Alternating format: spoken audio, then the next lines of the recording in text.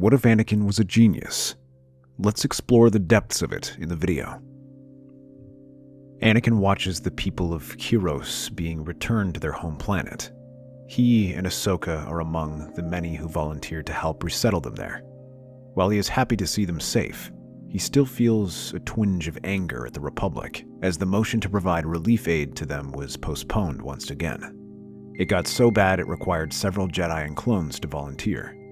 This is just one of the many issues that he's found with the Republic recently. While he's no stranger to its corruption and incompetence, this one hits differently. As a former slave, he can't help but feel a personal slight. Issues like this are why slavery persists on places like Tatooine. As he hauls supplies, his frustration only grows as he promises himself to begin making changes. While he initially made such a vow when he was a Jedi, years of serving the Republic has made it clear that this isn't enough anymore. If he wants to make a real change, then he must make changes through politics. When he returns to Coruscant, Anakin surprises Padme by asking to accompany her in political events like dinners and rallies.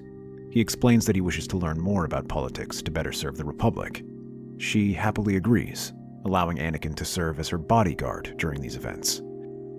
This also allows them to spend time with each other, and when not on duty, the two organize dinners, attend balls, or go to meetings where Anakin rubs elbows with powerful senators, business leaders, and other respected figures. It takes all of his willpower not to throttle them on sight.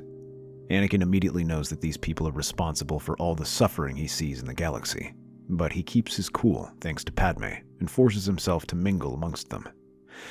Thankfully, being a war hero ensures they give him some respect, and Anakin begins to forge connections with them, letting him start to dip his toes in politics. One project that both Padme and Anakin value is freeing the slaves in the Outer Rim. Although they dealt a crippling blow to the Zagirian Empire, they still possess many slave colonies, and Anakin wishes to liberate them. He explains the potential in these places, and how helping create free cities in these places might create trade and stimulate the economy. They can even work with the locals to harness their resources and industrialize these areas. Many senators agree to this, and Anakin offers to lead the expedition. It takes plenty of favors and deals to get the senators and Jedi Council's approval, but he does, and leads the expedition, and the demoralized Zagirian forces don't hold against the Republic forces and are soon routed. Several planets soon fall under Republic control, but to Anakin's disappointment, the senators do not follow Padme's master plan. Rather than work with the locals, they exploit them, offering terrible loans to rebuild their homes and effectively leaving them destitute. Soon, many of these people find themselves back in the same place as before. Anakin is furious by this and is tempted to throw them out, but is barely stopped by Padme. However, he finds his frustration is shared by others as well. Many reformist senators share Anakin's sentiments, as do the clones, who feel they are just fighting for the rich's interests rather than winning the war. Padme had spent weeks trying to rally support among the senators' reformist bloc. She presents carefully laid out plans to industrialize the freed worlds, emphasizing the economic benefits for the Republic. Many senators, like Senator Chuchi and Mon Mothma, sympathize with her cause, but progress remains slow. The banking clan and other influential interests exert pressure behind the scenes, arguing that the Republic's resources were already stretched thin by the ongoing war. Others see investing in these newly liberated worlds now as an unnecessary expense. Even some of Padme's staunchest allies urge compromise. To Padme's growing frustration, every credit allocated to aid the Outer Rim came with strings attached. The loans offered to liberate worlds were predatory. Padme sees the cycle repeating itself. The worlds that had barely escaped the yoke of slavery were being plunged back into servitude, this time under the Republic's economic policies. Despite her tireless advocacy, the political machinery moves slowly, grinding hope into bureaucracy. Though she never admits it, Padme feels the weight of Anakin's disappointment each time she returns home with little to show for her efforts. One day, after walking Padme to another Senate meeting, Anakin's surprised to find Palpatine waiting for him. Ah, my boy, you look troubled. Tell me, what weighs so heavily on your mind? Everything. The Senate, the Council, all of it. We free those people, and what happens? Nothing. We sacrifice soldiers, equipment, and time. For what? To watch bureaucrats line their pockets while others suffer. It is the curse of democracy, Anakin. Too many voices, too little resolve. The will to act is strangled by the need to appease. But there are ways to get things moving. Politics is not about doing what is right. If you want something done, it's about leverage. These senators you speak of, they will not act out of virtue. They must be made to act. How? They barely have the spine to stand up to their fears. Then give them no choice. War is expensive, Anakin. Equipment, supplies, and manpower. These things do not come freely, especially when you are responsible for their protection. Remind these senators that the planets they are enriching themselves from only came to be because you liberated them. If they want their worlds rebuilt, they must compensate your efforts. You want me to make them pay for the Republic's losses? Precisely. Frame it as a matter of fairness. After all, they decided to support your campaign. Should they not pay their dues? And as the acting sector commander, you can use that money as you see fit, for security reasons. And if they refuse?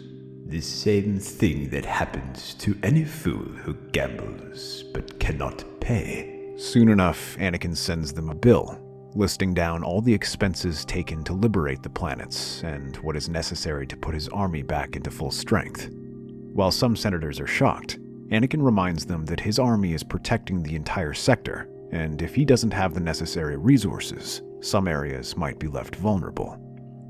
The underlying threat is more than enough to get senators to pay up. Those who don't find themselves removed. The results speak for themselves, as Anakin soon finds himself flush with cash, more money in a matter of weeks than Padme raised in months. Anakin wastes no time in placing them where they are needed, paying off farmers' debts, freeing slaves, and starting to invest in industry as he originally planned. Padme is less than impressed with this, and warns Anakin about such underhanded tactics, as they can subvert everything they are fighting for. Although Anakin is sympathetic, he assures Padme that it's all for the greater good. While this doesn't fully put the issue to rest, it at least gives Anakin some time to focus on other matters. Anakin realizes, for his plans to survive, he must continue gathering more allies who will support his plans. He approaches several other senators and business leaders, not part of the reformist faction, letting them invest in his burgeoning worlds, but not letting them have any control. Among these groups is the Techno Union, which Anakin taps to automate and industrialize the economies of these planets. Outside of the military, Anakin also finds allies within the clone army, as many commanders have grown increasingly frustrated with the Jedi and the Senate, as they believe that they are now only fighting for their efforts instead of the Republic. These clones eagerly join forces with Anakin, as they know him as a respected general, and his success in these slave colonies only increase his reputation. Soon, Anakin gains considerable respect in the military as he manages to convince the High Command to take small units from other legions. He claims that these are to reinforce his position, but secretly deploys them along with Ahsoka in important sectors where they can make a difference. Even with only a small position in these areas, Anakin's smart tactics and careful deployment allow him to make a huge impact. They win huge victories, which Anakin publicizes to improve his reputation. This leads others to question the other Jedi's capabilities. If Anakin can already make such a big difference with just a few clones, imagine what he can do with the entire army. This leads to more and more troops being placed under Anakin's command. With Palpatine's backing, he begins to amass more power, effectively becoming one of the main generals of the war effort. The result is a far more effective, but also more brutal war effort. Anakin isn't shy about using harsher tactics to gain results. He isn't afraid to bend the Jedi code to defeat his enemies, and this shows. While he wins many successes across the galaxy, it also raises some concerns about Anakin's growing influence, and they try to curb his power. This begins to drive a wedge between him and the Jedi, as he views these efforts as being built off jealousy, since they see his success as a threat to their power.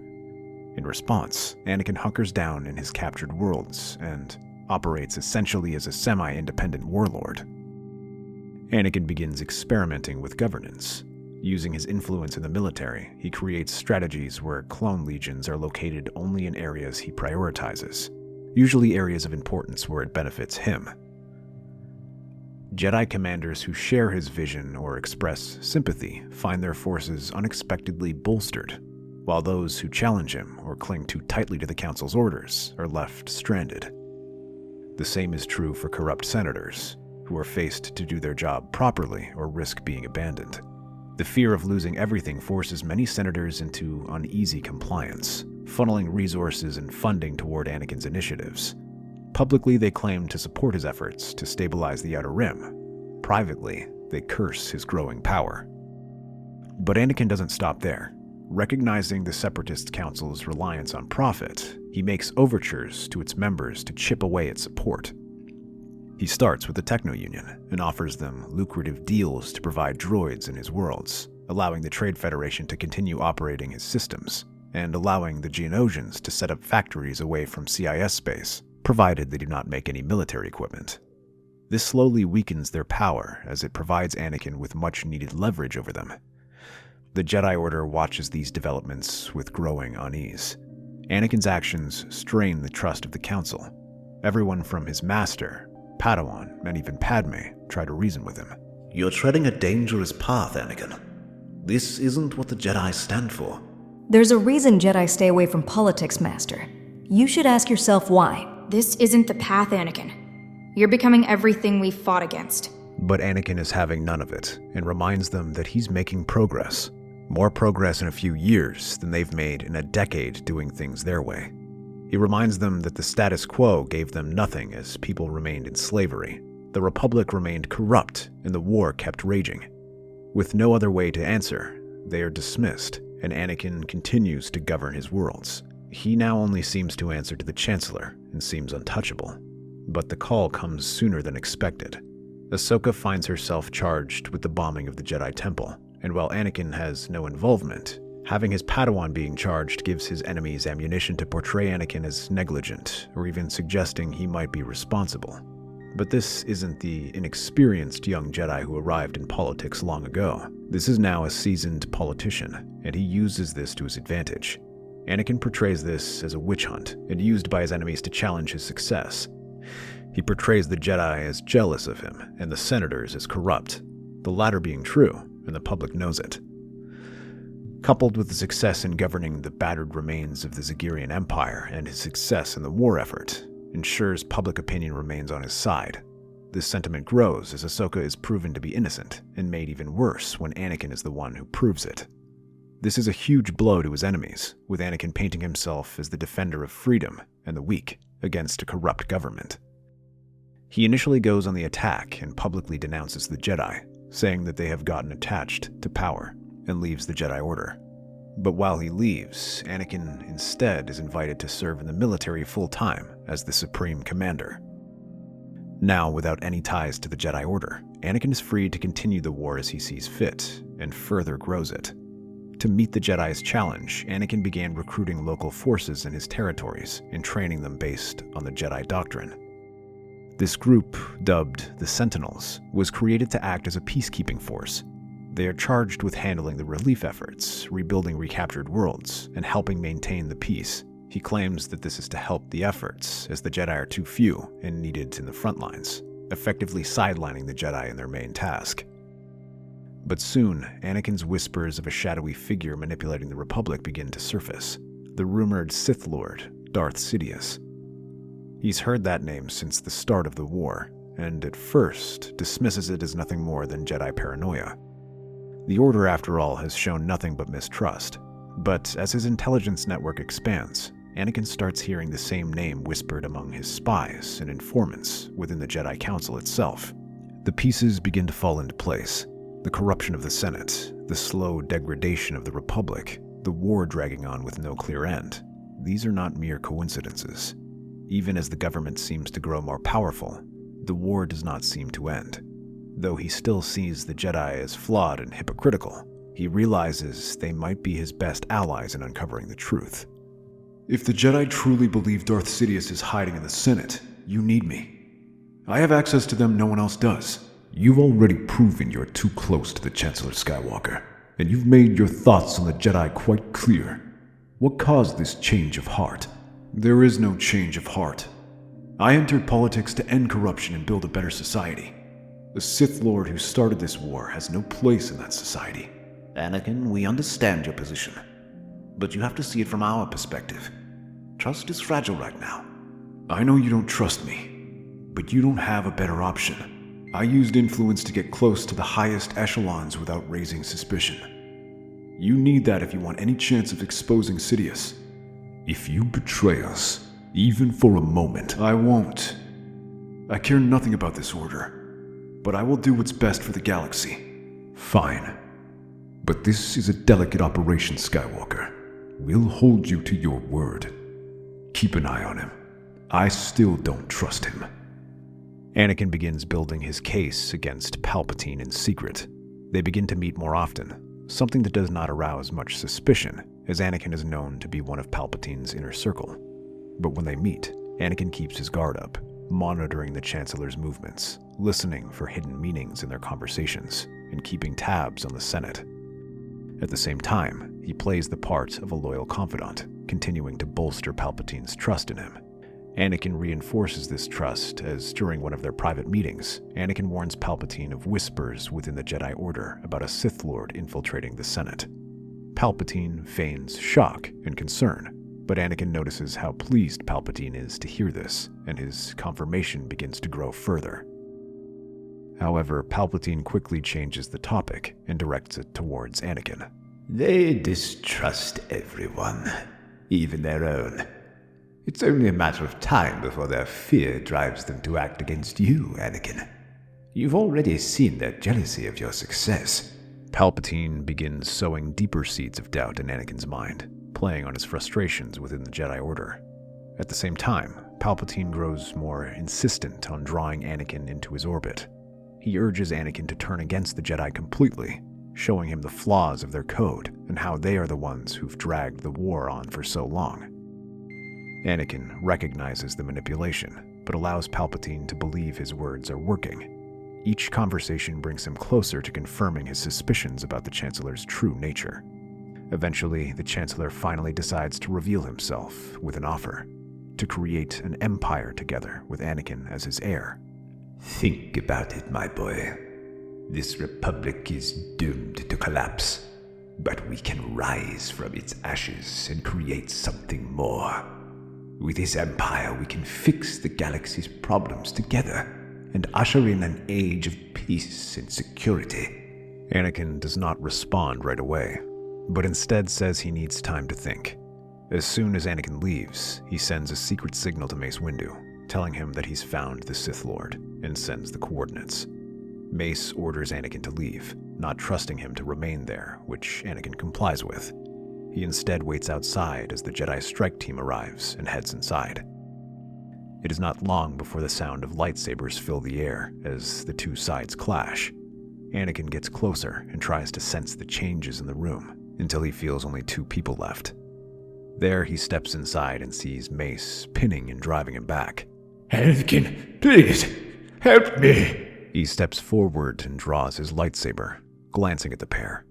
Sensing the uncertainty in Anakin, Mace redoubles his efforts to try and defeat Palpatine. As Anakin rushes to meet them, Mace snarls and blocks Palpatine's desperate lightning strikes and redirects it towards him. The Sith Lord screams in pain as his body begins to crackle, shaking and convulsing. Without a word, Anakin drives his lightsaber into his chest. You were more foolish than I thought. Palpatine's eyes widen as the lightsaber drives into him, and his body begins to melt into dust. Soon, all that remains of the Chancellor disappears into the wind. But as Mace steps back, Anakin pulls his lightsaber out and drives it into his stomach. Anakin! For murdering the Chancellor. Shortly after, he heads to the Grand Convocation Chamber of the Galactic Senate in Palpatine's place.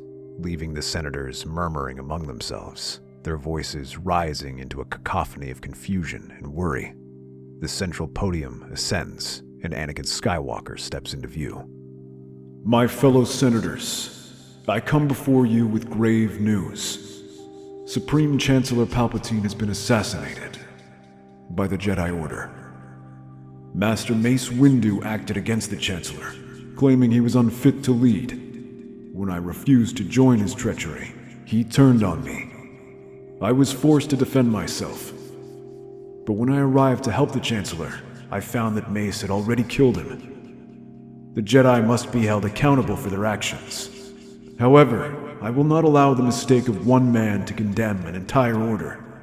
Only Master Windu acted in this treasonous capacity. The senators exchange uncertain glances. Anakin straightens, his expression resolute. As Supreme Commander of the Republic's forces, I will assume Palpatine's duties until a new leader can be chosen.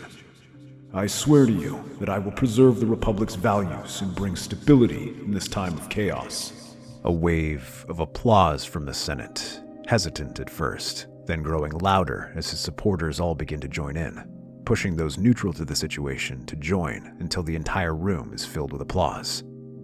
As Anakin returns home, the weight of the Senate's applause remains buzzing into his head, but not enough to drown out the feeling that someone is watching him.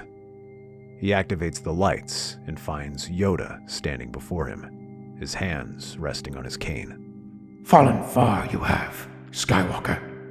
I have done what I had to. Betrayal, you see. No different than Palpatine you are. Not power seek we. Balance we seek. You, the chosen one, were to bring it. Now bring ruin, you may. Don't lecture me, Yoda. I've saved the Republic. I've made it stronger. I've done what none of you could. The room falls silent for a heartbeat as Yoda pulls his lightsaber from his belt, the green blade igniting with a familiar hum. Anakin's hand darts to his weapon, his blue blade springing to life. Yoda leaps forward, his small frame a blur of motion as he swings at Anakin.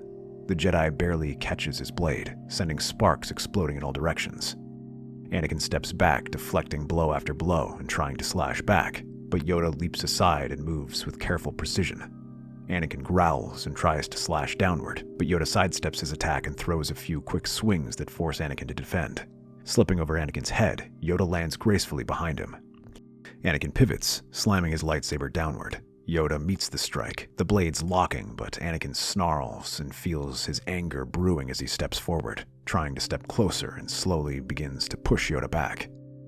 Seeing this as a losing fight, Yoda twists his wrists, redirecting the blade and slipping free.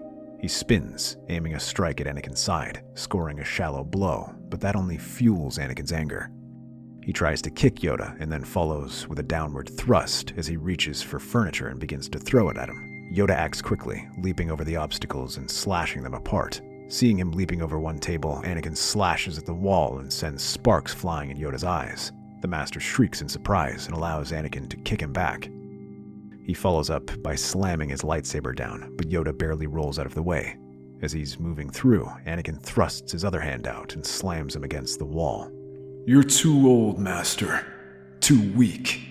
Yoda struggles to his feet, but the determination is clear in his eyes. He raises his hand, and Anakin feels himself lifted off the ground, the Force tightening around him like a vice. Anakin grits his teeth, countering with his own Force push. The two powers collide, the air between them rippling with energy. The standoff ends as both combats disengage, rushing toward each other for a final exchange. They both slash as they run before coming to a halt. Anakin takes a deep breath as Yoda gasps, a gash opening in his chest before dropping to the ground. With Yoda defeated, the Jedi are left in chaos, and Anakin appoints someone sympathetic to his cause to ensure they remain under his control. Although some like Obi-Wan wish to continue fighting Anakin, they know they are on thin ice, and if they try something, Anakin will bring the full might of the Republic on them. This effectively leaves them declawed and forced to do what Anakin wants. In the meantime, Anakin contacts the CIS leaders and uses his connections to convince them to make peace. Using their business deals, Anakin threatens to have their assets confiscated and crush them completely. With the full backing of the Senate, military, and Jedi Order, they know this is far from an idle threat. Newt Gunray eventually agrees to make peace, allowing the organizations to continue to exist, albeit without their special privileges. To his credit, Anakin does work tirelessly to integrate the Separatists' world back into the Republic, working to address their needs. Once the war is over, Anakin decides not to return emergency powers, but further consolidate them around himself and declare himself Emperor. With his sentinels and clones patrolling his empire, the Jedi are relegated to a largely ceremonial role, leaving him as the undisputed ruler of all. That's our theory. The Star Wars universe is a galaxy filled with exciting stories and possibilities, and we love exploring them. If you want to accompany us on this journey to a galaxy far, far away, then please like, share, and subscribe to our channel.